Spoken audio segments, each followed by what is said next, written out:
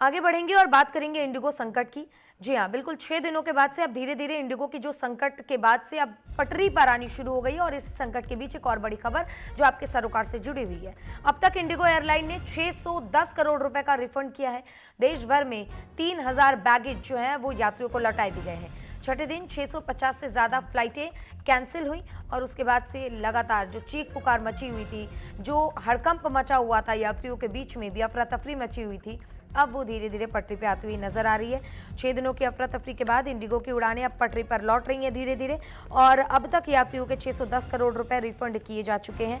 इतना ही नहीं बल्कि 3000 बैगेज जो है वो यात्रियों को वापस किए जा चुके हैं। तस्वीरें बहुत आई थी सामने जो कि आपको देखकर भी इस तरीके से लग रहा होगा क्योंकि लोग अपने बैगेजेस को लेकर काफ़ी परेशान थे। कुछ लोगों का ये भी कहना था कि रिफंड मिले ना मिले लेकिन हमारे बैगेजेस हमें वापस मिलने चाहिए और अब इंडिगो धीरे धीरे से पटरी पर आती हुई नजर आ रही है। इसी बीच एक और बड़ी खबर, इंडिगो के संकट के बीच दिल्ली एयरपोर्ट की एडवाइजरी जारी की गई है और इस एडवाइजरी में क्या आपको विस्तार से बताते हैं। एडवाइजरी जो जारी की गई इसमें लिखा गया है कि इंडिगो के यात्रियों के लिए एडवाइजरी है और इंडिगो की उड़ानें अभी भी देरी से चल रही हैं। फ्लाइट्स का स्टेटस देखकर ही घर से निकलें, ये सलाह दी गई है।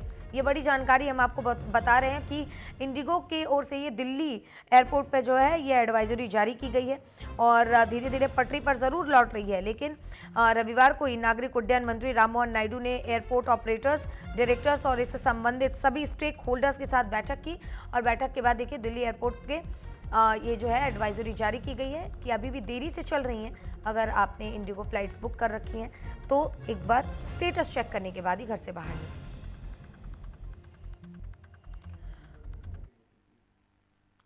और हमारे साथ गुरमुख सिख बाबा जुड़ गए हैं, एविएशन एक्सपर्ट हैं, उनका रुख करते हैं और जानते हैं कि इंडिगो के इस संकट के बीच में 6 दिन बाद धीरे धीरे से पटरी पर आने की बात कही जा रही है। सर, इस पटरी पर आने के बाद से अब रिफंड करना भी शुरू कर दिया है। आप इन सारी चीज़ों को किस तरीके से देखते हैं और क्या लगता है इंडिगो की ये जो संकट आन पड़ी है ये कितने दिनों में दूर होगा और ये जो लोग हैं, जो यात्री हैं, उनको कब तक प्रॉपर तरीके से राहत मिल पाएगी?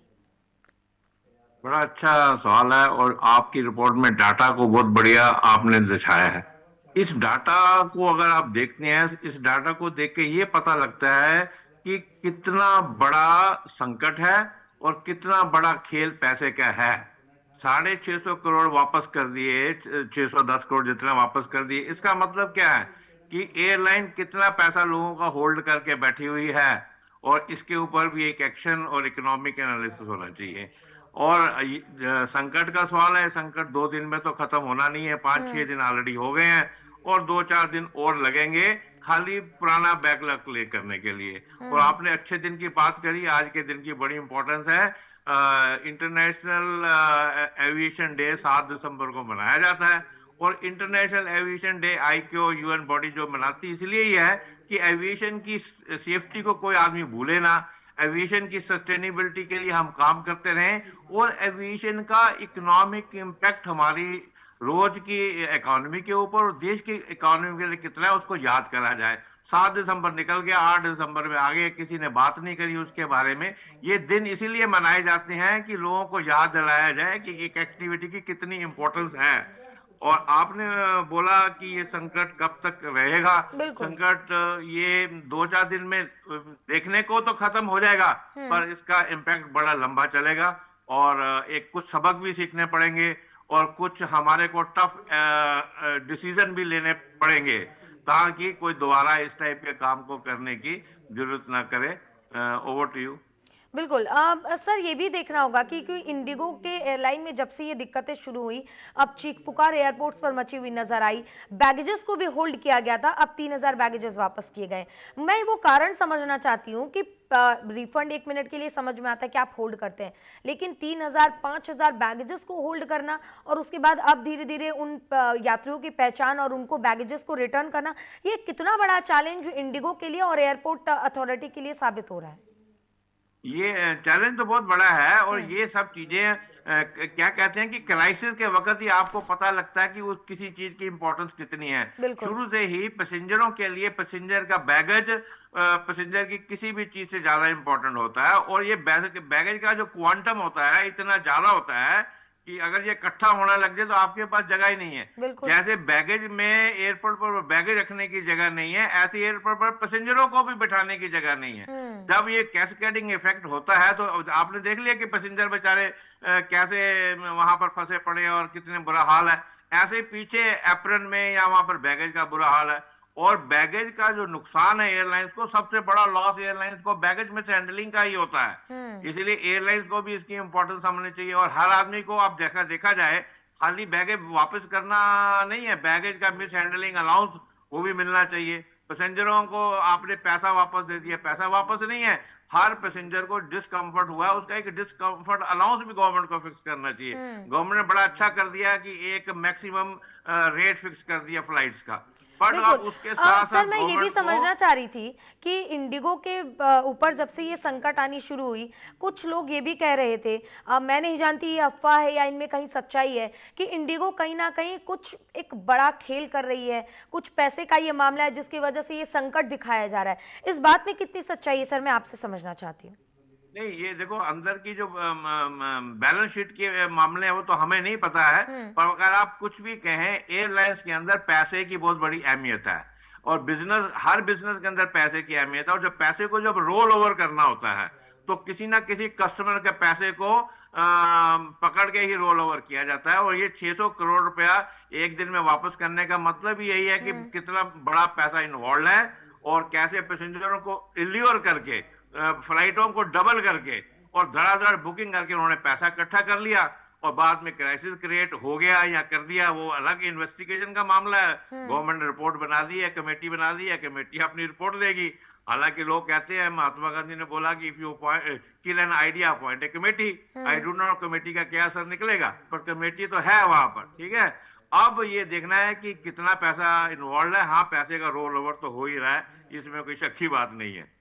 अब सर ये भी ज़रा समझाइए, क्योंकि जो दर्शक हमारे साथ जुड़े हुए हैं उनके मन में भी एक सवाल बार-बार आ रहा है कि इंडिगो की ये क्राइसिस कोई एक दिन में तो आई नहीं सर।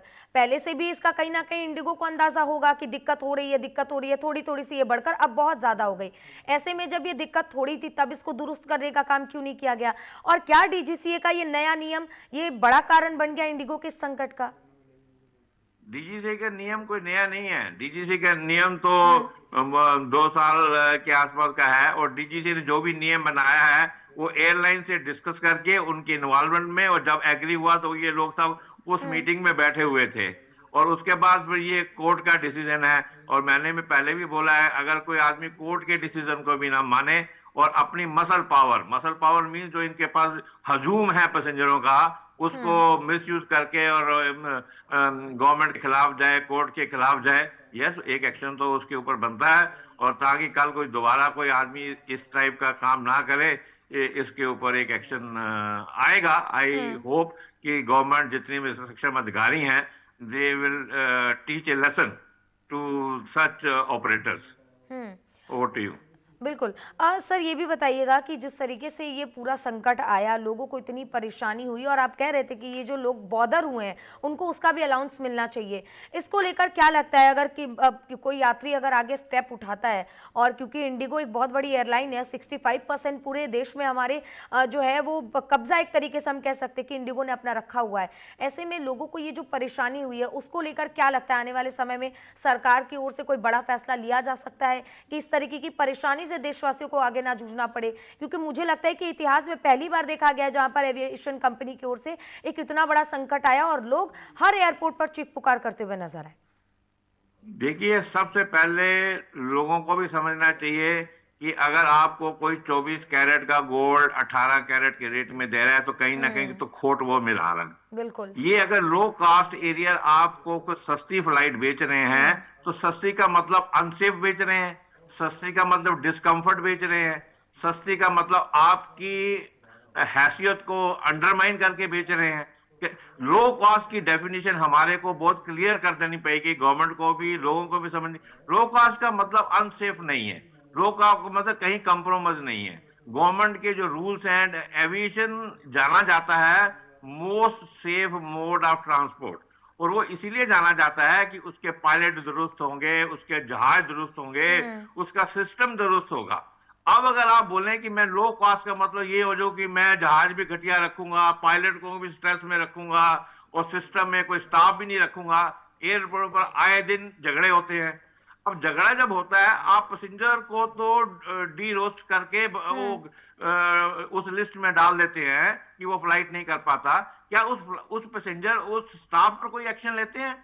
जो पैसेंजर को, आर्मी ऑफिसर को आपने ह्यूमिलेट करके एयरपोर्ट के ऊपर थ्रैश कर दिया, पर उस स्टाफ पर कोई एक्शन नहीं है। स्टाफ को भी डी रोस्टर करना चाहिए, स्टाफ को बोलना चाहिए कि 1 साल तक आपका जॉब नहीं लगेगा। जैसे गवर्नमेंट में सस्पेंशन होती है, ऐसे ही उस बिल्कुल। स्टाफ को भी सस्पेंड करना चाहिए 6 महीने साल के लिए।